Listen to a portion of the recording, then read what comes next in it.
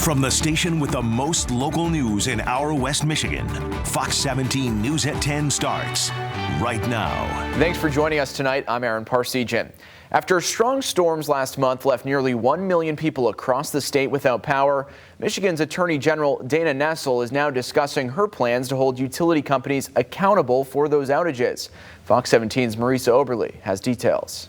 Uprooted trees and roofs torn off. This is some of the damage left from a series of storms throughout West Michigan in August. 370,000 Consumers Energy customers losing electricity, some for more than a week. You have businesses that can't operate. You have families that have to live in the dark. Michigan Attorney General Dana Nessel calls it a serious situation, pushing once again for better accountability on the state's largest utility companies. The hurricane, outages due to Hurricane Ida that we saw in other states, we had about the same number of people who lost their power as lost their power in Michigan for a storm that I think it's clear was much less severe than a Category 4 hurricane. Nessel says ratepayers deserve to expect their power to sustain severe weather, especially as climate change increases their frequency. A 2018 study found nationwide the state ranks in the bottom quarter of reliability, including the 8th worst restoration times during major events. More recently, Nessel surveyed 400+ people in the area, concluding they went, on average, 4 to 5 days without electricity, resulting in $100 to $500 in losses. Citing similar concerns, the Michigan Public Service Commission, which oversees consumers and DTE Energy, opened a case at the end of the month, wanting data about their outages and preparedness. When we routinely get these requests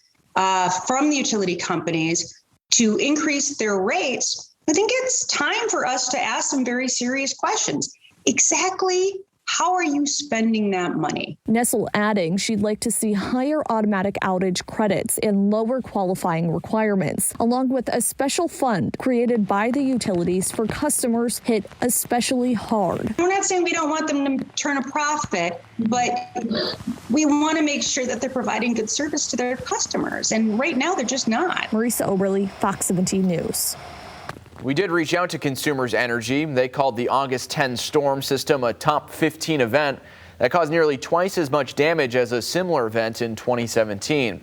In a statement, a spokesperson noted its $5.4 billion electric reliability plan filed with the commission this summer, saying it's a blueprint for serving Michigan today and innovating to reduce the duration and number of power outages.